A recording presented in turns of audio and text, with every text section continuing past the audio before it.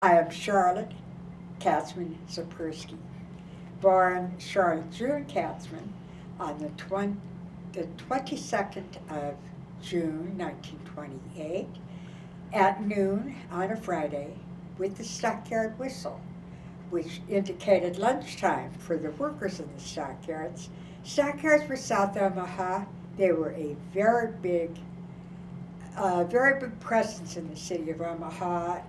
There were why our family was here because our our forebears could get jobs in the stockyards without knowing English, and thus could make a living. Uh, I was brought home to 127 North 33rd Street, a house my parents bought just before I was born. I came to meet my sister Sylvia and my brother Dan. The three of us grew up in a three-bedroom house with a fourth little bedroom that was open for if my mother was lucky enough to have a country girl. A country girl was a young woman who came to work for room and board and help my mother while she held a job elsewhere. For years, we had Elsie Pasica, and I'm really sorry that Dan and Sylvia aren't here to share that with me. I'm so proud of remembering Elsie Pasica. My mother, a remarkable woman who knew hard work, always at when we came home from school, she was always dressed because in the morning she'd have on what she called a house dress and maybe a kachilka on her head to keep her hair clean because she was always working. But when we came home, she was always dressed with lipstick and earrings. And dinner was always ready, as had lunch been. Dad was gone early in the morning, came home for dinner, and remained at home when he wasn't traveling. He was on the road a good deal. My mother's maiden name was Gorelick. She was one of three sisters and three brothers from Porridge, Babrisk. Her father, older brother, and two older sisters came first and worked to send for my grandmother, who was Henya Pressman, uh, my grandmother, my mother, and her two younger brothers. Life was not easy for the Gorelick family. Uh, my my grandfather, I think, suffered from emphysema. At one time, he and my grandmother moved to California because all those years ago, the climate was supposed to be better. They came back to Omaha. I don't remember my grandfather. My grandmother, I do remember, a sweet, sweet, loving woman. Never learned English, but always came with kisses and Hershey's kisses for all of us. Uh, my father, my father, Meyer Katzman, the eldest of, I can't even recall now, one sister and not 100, six brothers. His mother was a Lifshitz, and I also take pride in knowing my grandmother's maiden names. Not all of us my age can say that. The Lifshitzes in this country became Lehmans and Lipsies and whatever, but Baba Katzman was a Lifshitz.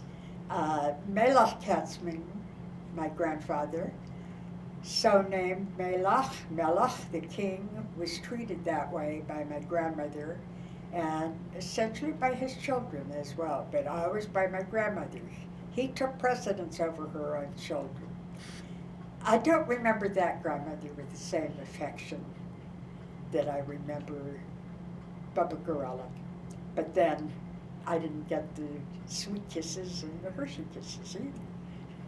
Uh, life was on 33rd Street was good. It was fine. I have to tell, I must tell a story just because the Historical Society If they haven't heard it, needs to hear it. We went to Henry Yates School. Our playground, the school faced Davenport, our playground faced Chicago, the next street down. And on that street lived Hasan Schwarzkind and his wife. They were from the 18th Street Shoal. My mother and my Auntie Ida, who was my second mother, worked for the sisterhood. They were volunteers for the sisterhood at the Shoal. And Mother fixed dinner one night early and left it for Elsie to give it to us. I remember it was hamburgers and mashed potatoes. And she and Auntie went to serve dinner at the men's club at the Shoal. And they came home early. And literally right after we had eaten. And why are you home so early? Well, nobody knows where Mrs. Schwarzkind is, the Hasan's wife. Mr. Schwarzkind had been murdered that afternoon and stuffed in the pipes in her house. I don't need to elaborate on what this meant to, I don't know, 11-year-old kids. I was 11 or 12. They lived right across the street. We could see the house. We could probably look at the house while she was being murdered. This stayed with me forever. And of course, it was the person who murdered her was a handyman who had done some odd jobs around the house, and she refused to pay him. So she paid with her life instead. Off with that story. Why am I telling you this? Because it's part of the folklore of my growing up. I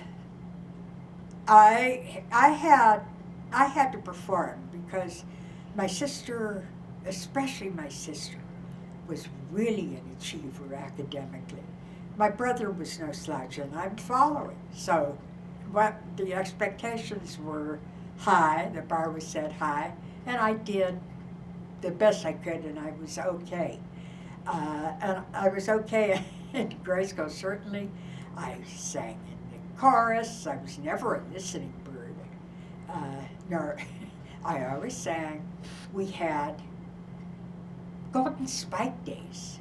Golden Spike Days, the Union Pacific had come through Omaha. We were celebrating the Golden Spike when it was pounded down, and we wore costumes, and it was very exciting, and that was very much a part of my young girlhood.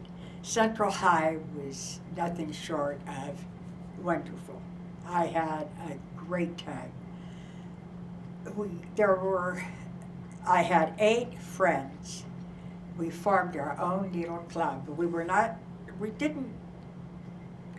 snobbish, we were just cliquish. Eunice Newberg-Feldman, Phyllis Wallner, Kathleen Van, Joanne Robinson, Judy Albert, Eleanor Bernstein, come on, Carol Berkovsky. That's only 7. I need another. Charlotte Katzman, but wait a minute. Well, Judy and I are the only ones left. D. Cone, Dolores Cone. How could I forget her? Because we called ourselves the Naive Nine, because there was a group in Sioux City who called themselves the Nauseous Nine. So who were we to be bested? The Naive Nine. And we used to spend Friday nights together. And then we started dating, and we still spent at least one night a month sleeping at somebody's house, all of us together. It was a great friendship. We all went to college. Eunice and Kat stayed in Omaha. They went to, at that time, Omaha U. Eleanor and I went down to Nebraska. Whatever. I felt we were very lucky to afford what we could afford. It never occurred to me that we couldn't. My sister and brother had preceded me both at Central and at the University of Nebraska. As an aside, I hated sorority. I was a good member. Eleanor and I were legacies. If they hadn't liked us, too bad. They had to take us. But 19 Jewish girls went through Rush, and big deal. We could only rush the Jewish house. I mean, that was it. 19 of us rushed, and that house, and this is why I hate sorority, took 18. And they left the 19th out. The next year when our class became active, we asked her to join us, and she thumbed her nose, and I don't blame her. I was proud of her, actually. What a rotten thing to do. But I was, as much as I hated it, I was a good sorority member, and I wrote shows and plays, and we entered into the co-ed Follies and won a couple of years. I'm proud of that because that wasn't easy. And my senior year, our MCS was actually Johnny Carson in drag. Nobody knew that until the end. He was brilliant then. I also designed and worked on a winning homecoming display. So how about that? As much as I hated it, if we're going to be there is how I felt. That was quick work with high school and college, wasn't it? Because then I get to the important part of my life.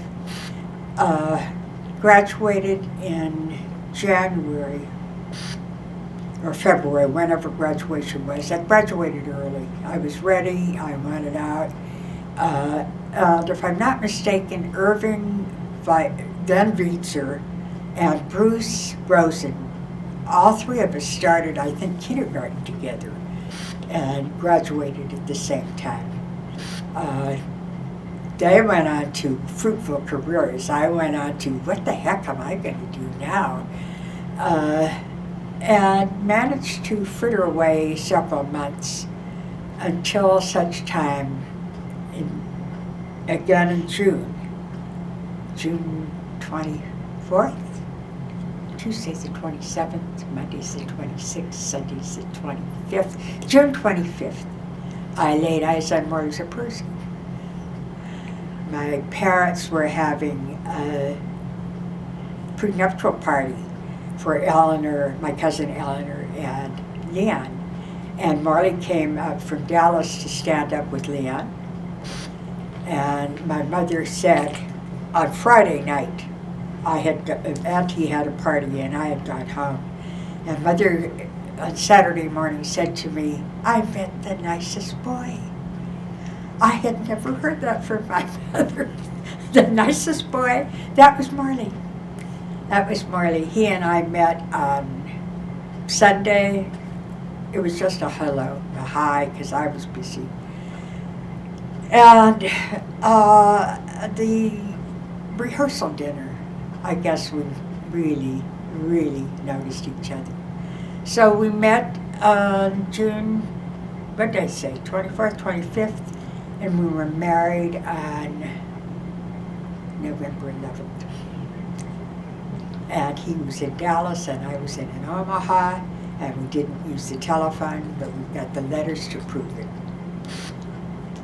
And that began that life, which was pretty wonderful on the whole part. A lot of ups, and mostly ups. Downs, but he was a man who simply refused to stay down. And would never let me be morose for more than 15 or 20 seconds, maybe. Life was good. Life was good. Now for some family history beyond Dad and me, or Morley and me, whoever's watching. I'm Nettie Gorelick Katzman had in her family her brother Izzy Gorelick, who I knew, absolutely gorgeous man. I thought he had the face of a prophet. He drove a bakery truck. I don't know, for Pfaff's Bakery, but something. He would stop because I think maybe he used the bathroom in our house. Mom would give him coffee, but she seldom bought from him because she did her own baking. And maybe she bought bread. And once in a while, as a treat for us, Bismarcks. I remember those. Uncle Izzy was married to Annie. I don't remember her name. I was very fond of her. I don't remember her maiden name. And they had Goldie, who married Ben Chinitz and lived in a small town in Iowa. Sylvia, who married Henry Corrin, and both of them had a career in retail. Sylvia was beautiful, just a beautiful woman. And Robert, who married Mickey Goldberg.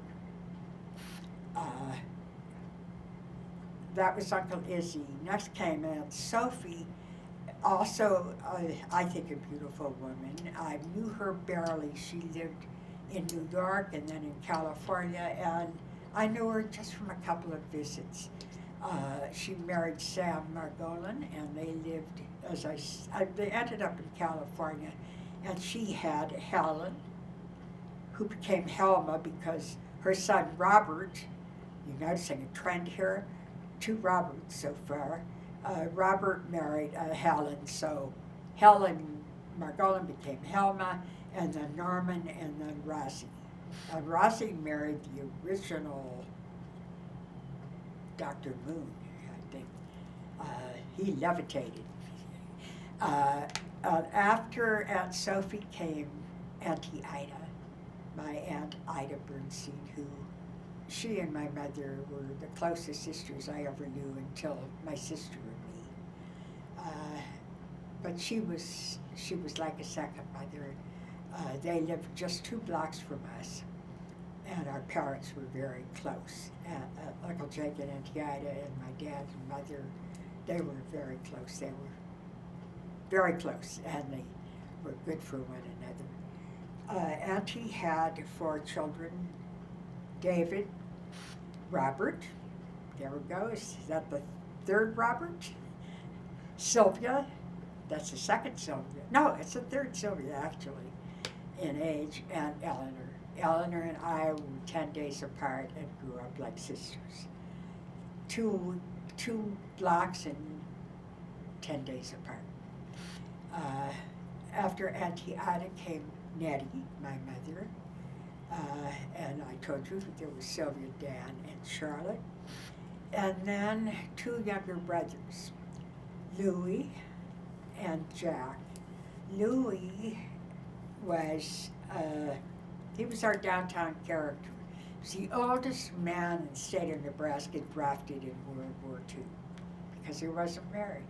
They sent him to Persia, now Iran, hot as hell, had him driving trucks. He never learned to drive. I mean, never drove in Omaha, but he drove trucks in Persia and determined never to work again if he got out alive. He got out alive, came back home, and went to work for the post office, so in essence, he never worked again. And then the youngest brother, Jack, or Jake, he always wanted to be a prize fighter.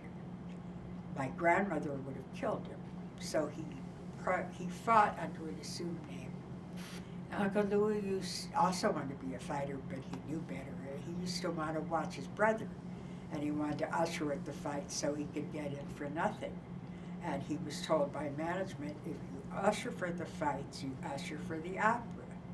So he acceded to that, and he became an opera buff and knew as much about opera as anyone, and became a very good friend of the World Herald's music critic and of our Cantor Edgar. Jack ran away from Omaha. He had a severe drinking problem, I think. He drove a cab in New York, and I got a call. This is in not recent history, but more recent history. I remember because we had a Watts line, and I could make phone calls anywhere, anytime. So we got that installed because Jan has been just gone away to school.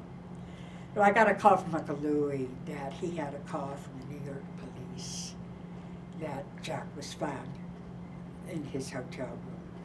And how could I handle it? I called my brother, of course. And there wasn't much we could handle. I think he was buried, as they call it, Potter's Field in New York. But Dan went to see where he had lived and to pick up the few belongings he had had, a watch, maybe a picture. He used to call my mom and Auntie Ida twice a year, usually on a Yontif, and always drunk and always cried. And he broke their hearts.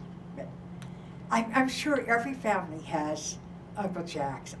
He married, and he married, it's almost momentarily, and married a woman, I think her name was Helen, brought her to Omaha. I can picture where they lived, very close to our school. And Eleanor and I used to go and visit her because she made the best fudge. Oh, she made good fudge. I can taste it now. That's pretty much the Gorelick family. My mother and Auntie Ida, bottom line, were the most successful.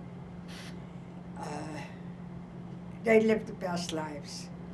They raised families they could be proud of. Aunt Sophie did too, but yes and no.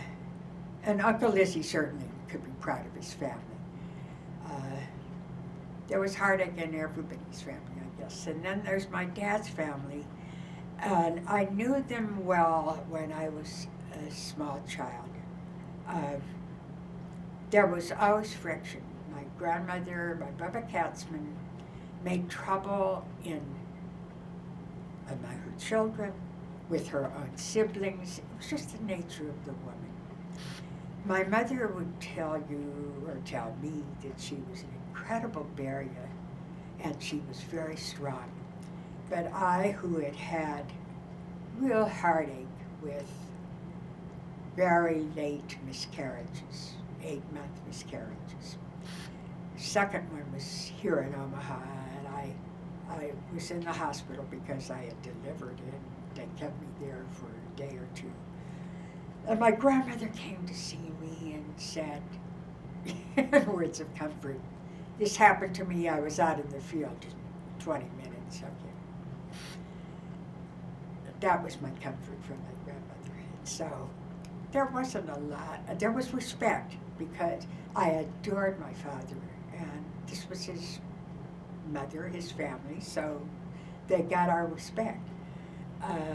My grandfather could be melech.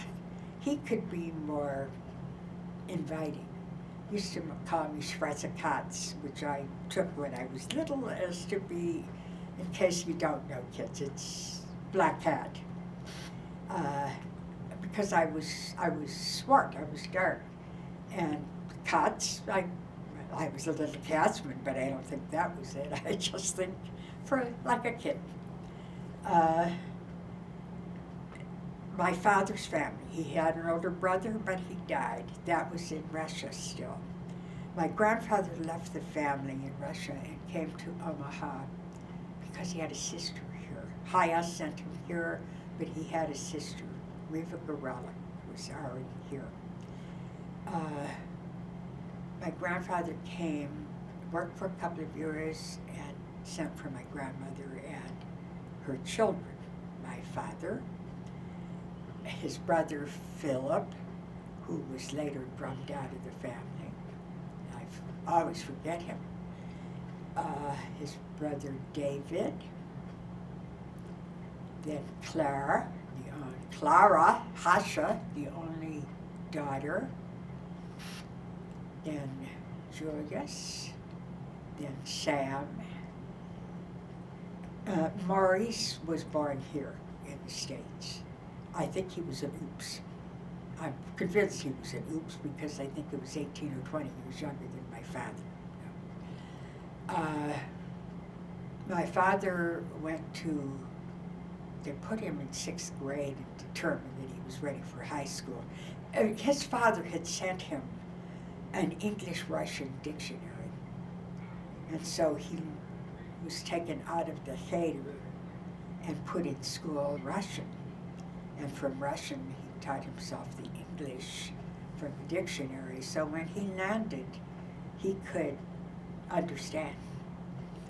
And it's interesting, I just heard a recording of him, and I'm trying to remember, a boyfriend said to me once years ago, "Your father has an accent." He has not got an accent, and he doesn't. It's his cadence. It's his rhythm, I noticed. Anyway, they went to work, my father and his father, and my grandmother was busy raising their family.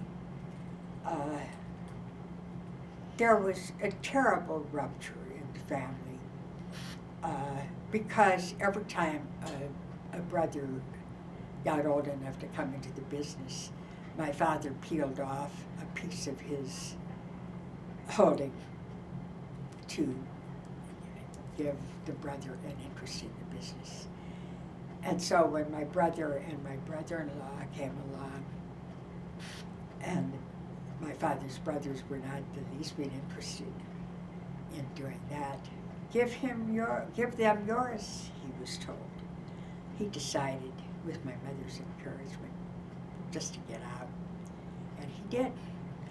And he was a model son, and as long as his parents lived, well, his mother had died, I think, perhaps, but as long as his father lived, he visited him weekly with my mother. And when my grandfather died, we went to the funeral, and we came home.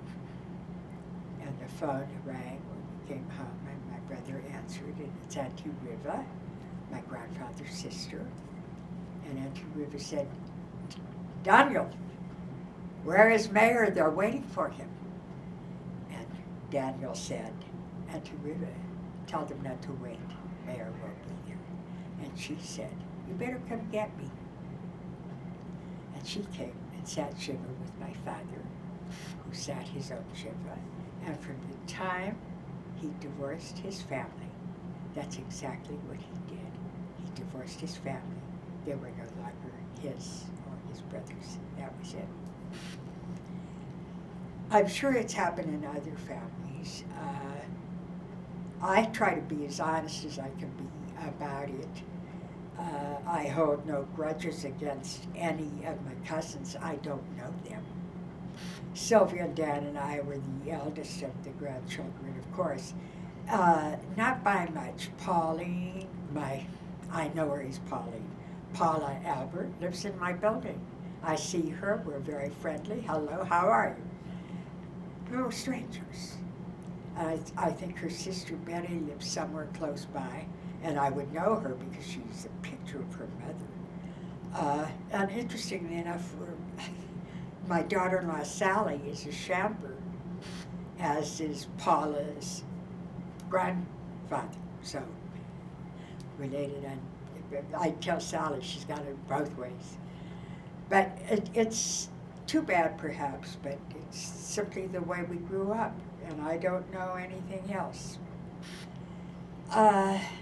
Okay, I have touched on the Gorelics and the Katzmans. It was wonderful. My parents, my dad had cousins he adored, we all adored, the Canton family in Chicago. Aunt Mary, his Aunt Mary was his mother's sister. And Aunt Mary, I was told at the time, heard voices.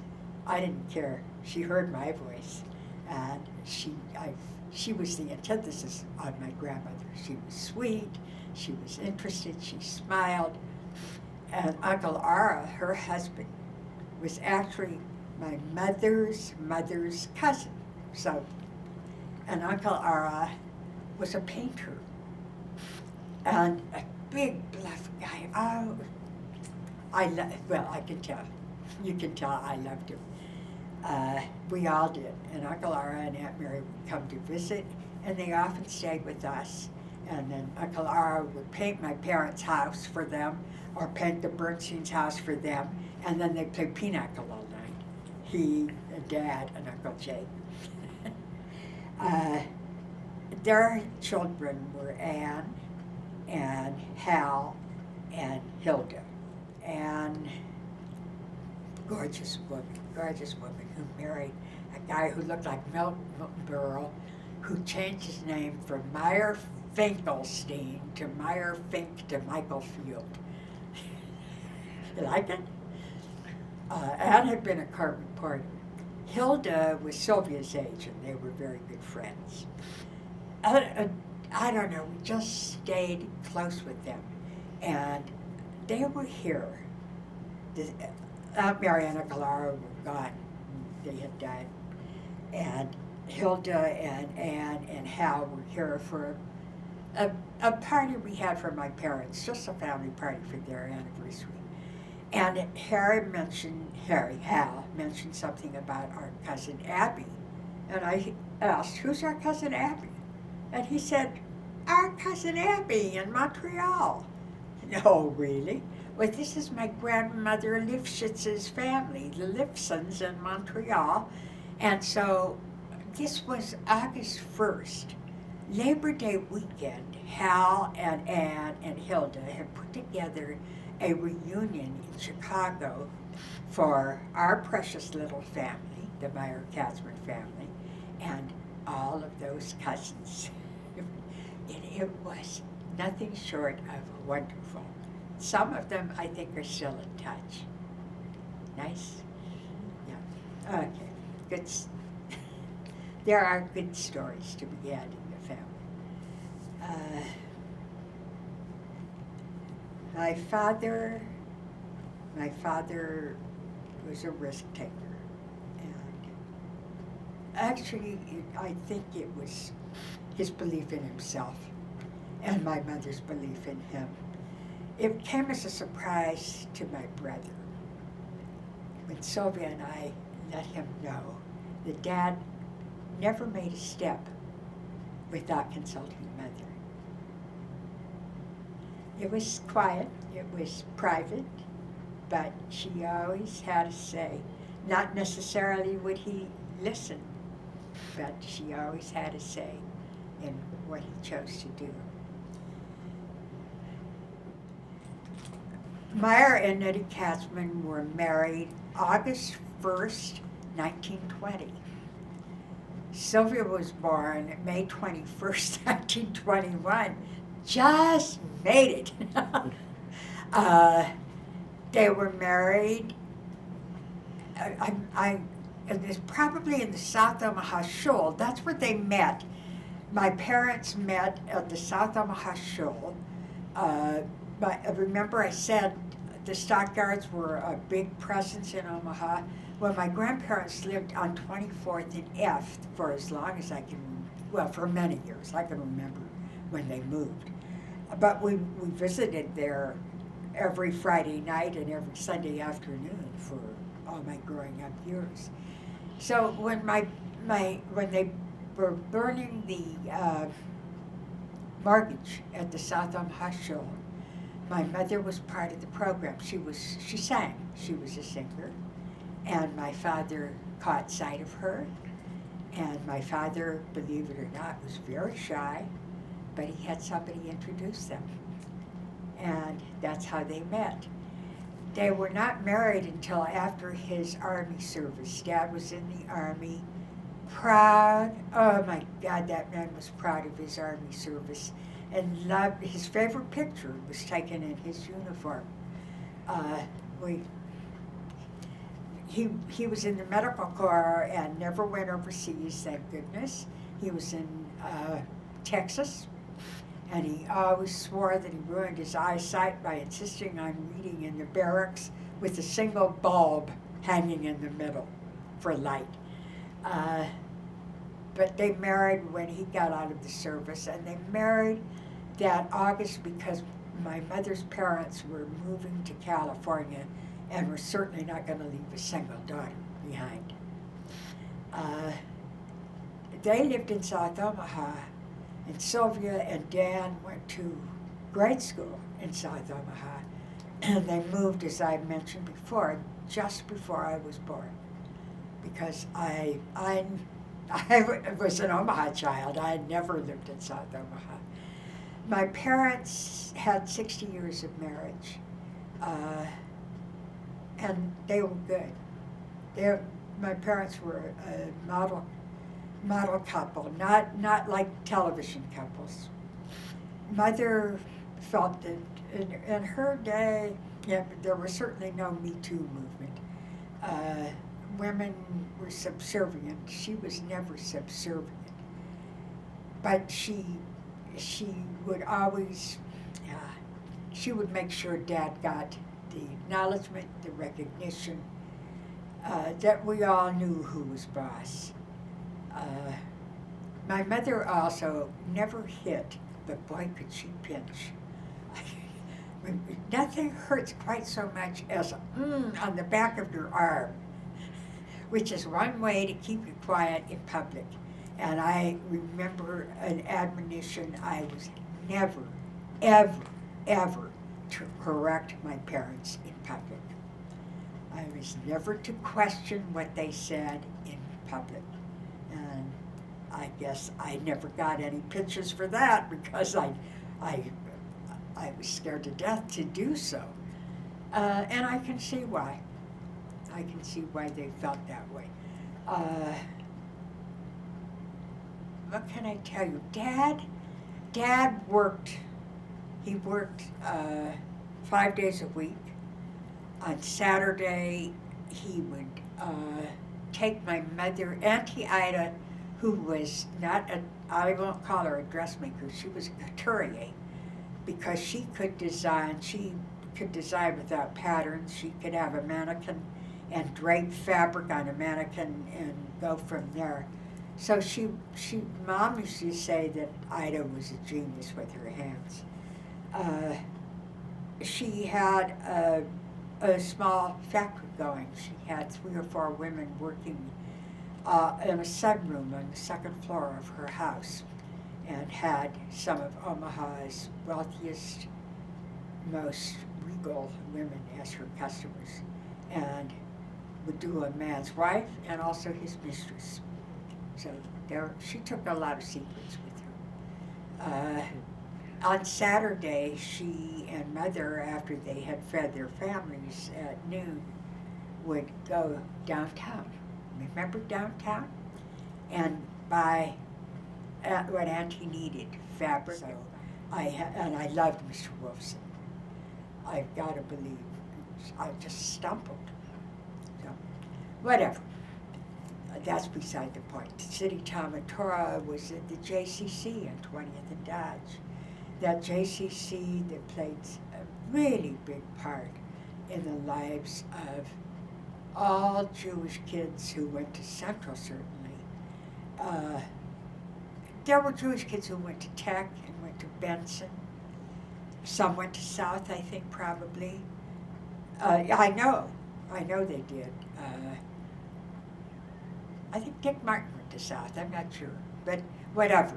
I didn't find that out until our 60th class reunion. So, but we used to go from Central. We used to trek down the hill and go to the J and meet. I don't know. We stayed out of trouble. We met, and then we'd go stand in the corner and wait for the bus. I could always take a bus home, but I couldn't get a bus to school because 33rd Street, the buses came already full, and they would just pass me up. Now and then, if I stood there long enough, Julius Novak, who would have picked up his then girlfriend, he always called Evie 20. He would pick up 20, and if they saw me, they'd pick me up and take me to school. If not, I walked down the hill and up the hill. And usually I picked up Dee Cohn, who had lived in Omaha, then they moved to Sioux City, and then they moved back, and they were living in the apartments, whose name I should remember and account, on 30th and Dodge. And I would pick up Dee and we'd walk to school together. And many times frostbitten when we got there. I loved Central High School. I worked on the register. I sang in the choir. I was second seat alto. And I'm here to tell you, and I am now blowing my own horn or singing my own virtues, I should have been first chair. I had the voice and the pitch. But our choir director was the original anti-Semite. I will mention at the time a girl named Bernie Summers. Bernie Summers, I'm trying to remember her married name. She later sang in Carnegie Hall. She was second chair soprano. The only first chair Jew who got it was Steve Swartz, because she didn't have any other tenors. She didn't have a choice. And maybe the boys didn't bother her so much as the girls. But choir was, it was a good discipline, and we loved it. And the register. My cousin Eleanor became an editor, I think, of the O Book, but I was some kind of nothing editor, never a leadership position. But I loved the register, and I loved our teacher, Mrs. Savage. She, no shenanigans with her.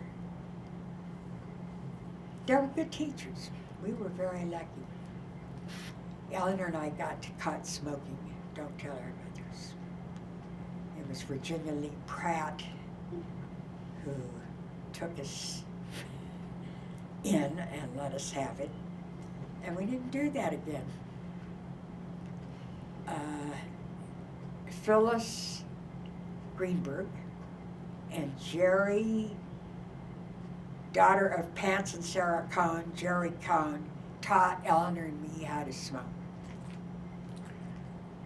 Well, she taught us how to inhale. You didn't want to smoke without knowing how to inhale. And unfortunately for me, I did that for years. Thank you. I can't blame them. Though if I'm not mistaken, I mean, Phyllis, if she's still living, is probably still smoking. Maybe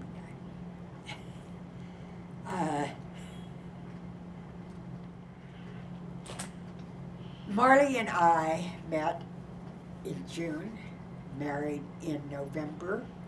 And for those of you who wonder, and those of you who ask me still, how did you know? Maybe we didn't. Maybe we weren't smart enough to know and weren't smart enough to worry about it. All I know is we started on a honeymoon the morning after our marriage, on a Sunday morning, November 12th, and that's when we started getting really acquainted. Happily for us and for our families, we were separated for a couple of years. So Marley and I, on our own, really got to know one another and really learned how to depend on one another. Not on our parents and not on our siblings, but on ourselves and each other. And it made for, I don't want to say instant understanding, but quicker understanding of who we were and what we were to each other. We had a wonderful couple of years in Dallas. until Marley was invited to go into start a business actually with my father and brother. That was the start of the mobile home business. And so we came to Omaha where our future was. I we had already had a major hiccup in our lives. I got pregnant, or not, well, I got pregnant. I was pregnant on our first anniversary. And I had a late miscarriage. We were alone. Uh, Uncle Jake put my mother on an airplane to come see us, and honestly, I think he put her name on hers because she did because that my parents were so sure that something terrible had happened to me because who ever heard of this? My father was out of town. He came from Tennessee or wherever he was, and they met in Dallas. I was lucky. I had one of the two private rooms in the Florence Nightingale Laying In Hospital in Dallas, Texas. I won't go to the bitterness of getting there. There was a large sign on my door that said, "Nursery personnel keep out." And every 4 hours there would be a knock on my door and there would be the wagon with the babies and which one is yours. However, my father came to see me, assured himself that I was alive and was going to stay alive, said of my room, this used to be a broom closet, left, stayed in Dallas, but never came to see me again. We conferred on the telephone. We were doing the crossword puzzles together. My mother came without a belt to any dress that she brought, but she was lucky she brought the dresses. She was what mothers are. She sat with me.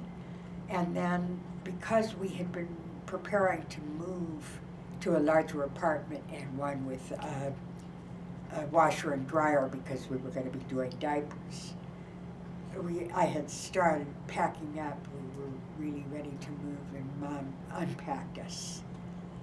She did that while I was at the hospital. She stayed around long enough. I will embarrass all the guys watching this. I was okay until I was taking a shower at home and my milk decided to come in. And that's when I lost it. And thank goodness my mother was there. Marla was not. Thank goodness for that too. Because I don't know what he would have done. And after that, it was okay. We went to, Marley had a business trip to take, and he took me with him. And we went and visited friends in Pittsburgh, and he left me there, and then we went to New York and Philadelphia. And I remember calling my folks and saying, "We're going to New York," and my father said, "Don't sleep. Do not sleep when you're in New York. Walk."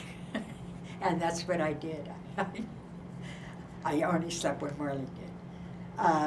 We came back to Omaha in 1952. And rented a duplex. And I had another episode. I had another long-term miscarriage. That's when my grandmother came and said, it happened to me, I was in the field. That actually was what I expected. I think it was what I expected. We had at the time, perhaps you'll remember, Renee, Dr. Dan Miller. Dan Miller was a family friend and our family doctor. And we consulted with him, and he said to me, having researched and having been in touch with an endocrinologist, Michael Reese, who said they won't have kids on their own. He said, "I know that physically you can handle this. You have to tell me if emotionally you can, because I have something I want to try." And Marty and I both said, "Let's go for it." Well, let's go for it as Janet. Let's go for it as our miracle baby, who was born December 7th, 1954. I labored all day, and they must have put gas or something. Uh, Marley and Mom had been with me, and they disappeared. It was late, and then my father appeared. He had been out of town. My mother was ready to kill him, I think. He had been out of town, and he came in to see me, and he said, "Where's your mother?" That's what I said. "Oh, she must have gone home." He said, "Where's the baby?" I said, "I don't know." Well, he demanded the baby was brought to him, and he unwrapped her, and he counted for me. 10 little fingers and 10 little toes, 1 little rosebud, 1 little nose, 2 little eyes. And he wrapped her up, gave her to me, and left. And that was Janet. Diane was 2 years later, 2 years and 2 months. During that, when Diane was 18 months, just under 2 years, our business was building a factory in Meadville, Pennsylvania, and Marley was nominated to go see the finishing of the factory and the startup. And so we packed up our little girls and we moved to Meadville, Pennsylvania for a couple of months. We always kidded Jan because we were town real dignitaries. We were bringing out this business into town. We got her into a nursery school, which was actually, there's a name for it, and I'm sorry I can't remember it. But the college in the town, whose name I don't remember, ran this nursery school as a research lab. And we got her into it, so Jan went to college before she ever went to school. And Diane learned to do the stairs, I remember, when we were there. We rented a house, and we were there. We were okay. Jan was in nursery school. It was lonesome for the kids. They just had us when they were accustomed to their grandparents and to their aunt and uncle and their cousins. But we were okay. I mean, I can remember I used to promise them before the snow flies, we'll be going home, because we went home by Thanksgiving. And I remember that because Marley and I decided, well, maybe we should have a third. And that third is Jim, and we have been inordinately happy and proud, but both of us, and like dummies, never consulted one another. Scared for 9 months. Scared to death for 9 months. What have we done? Imperiled what we've got. And I remember when I went to deliver this boy who didn't wait, I looked at those 2 little heads on the pillows. What am I doing? I cried. I cried and cried, and then he was born in a big hurry. I loved that. They never had a chance to prep me. He just came. And he came on my sister's birthday, and they shared that. Sylvia happily lived to 95 because he had her all those years, and they shared that birthday. She used to go and take him out of school and take him to lunch at McDonald's on their birthday.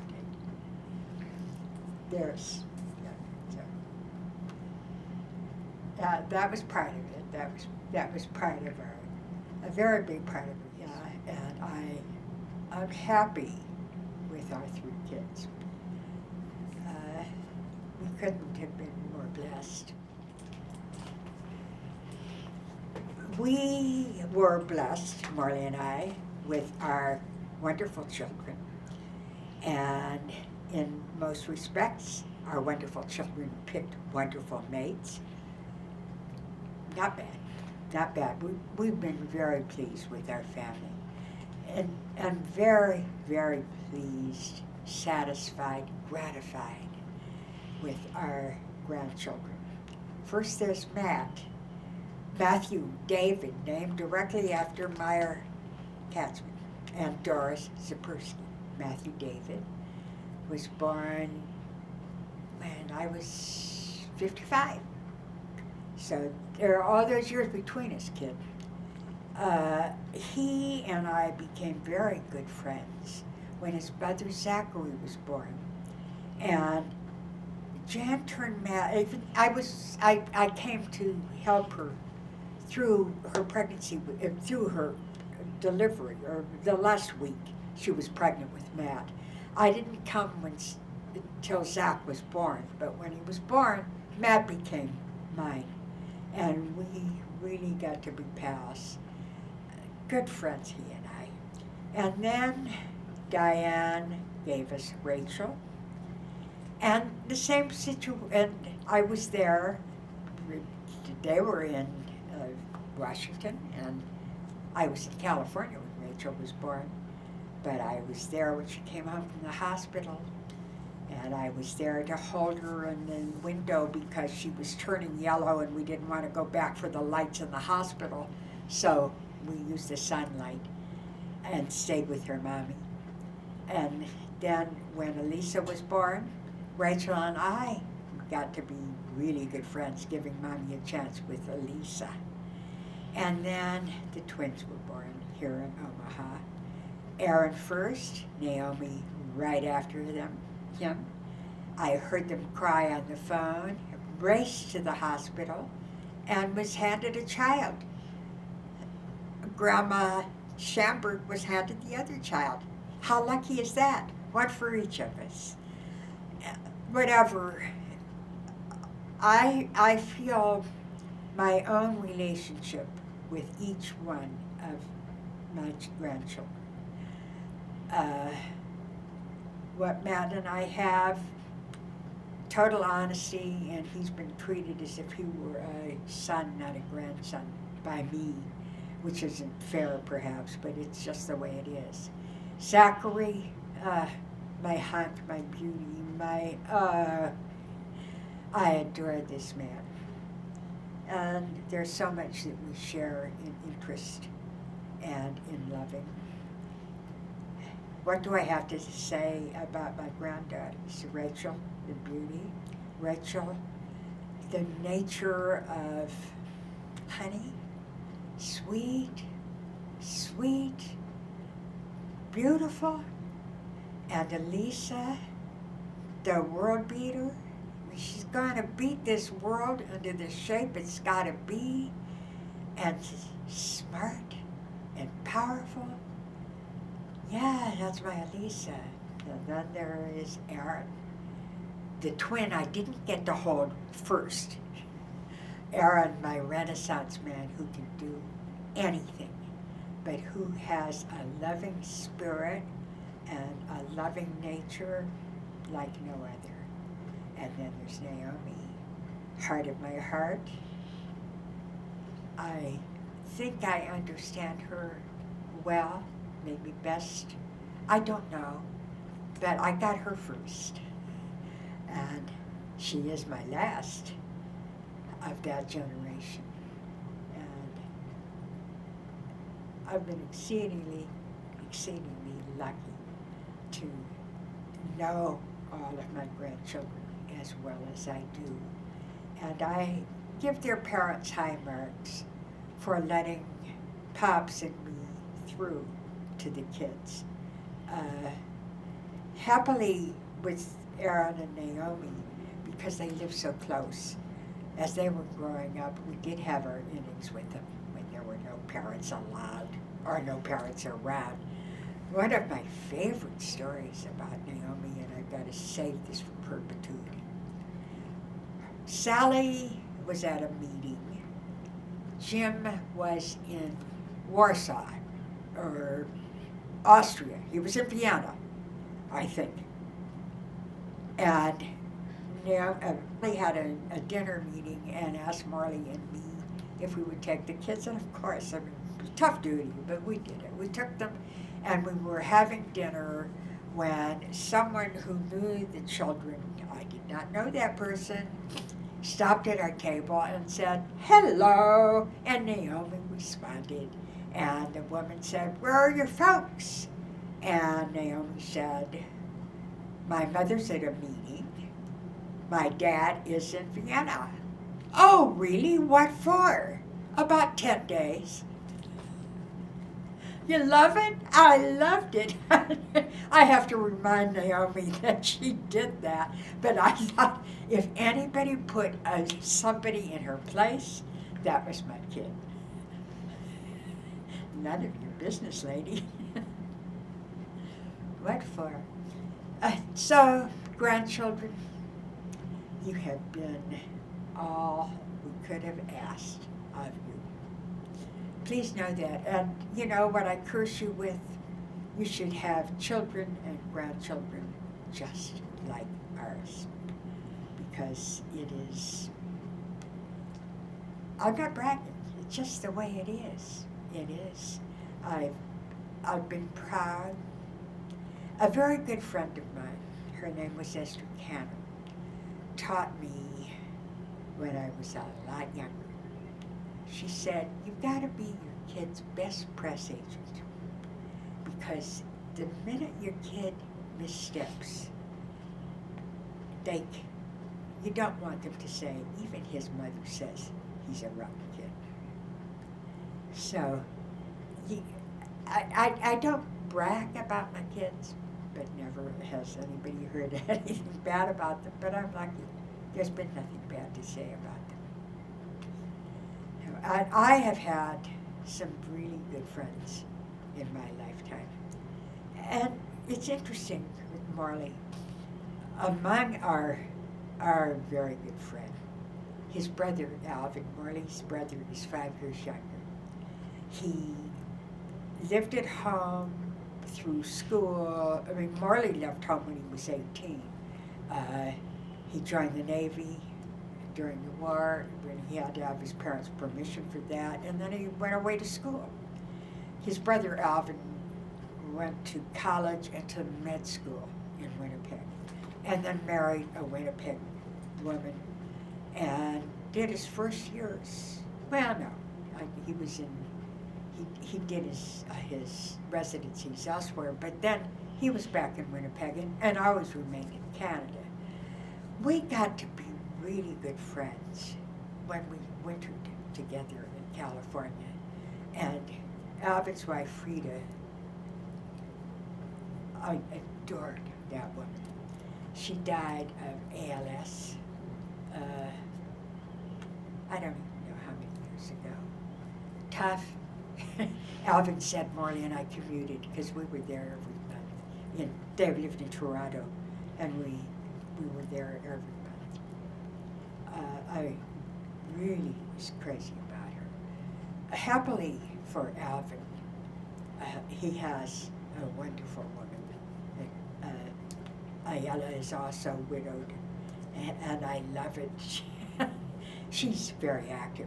When she was younger, she biked from Cape Town to, I've forgotten, with a grandson. She's hiked mountains in Japan with her grandchildren.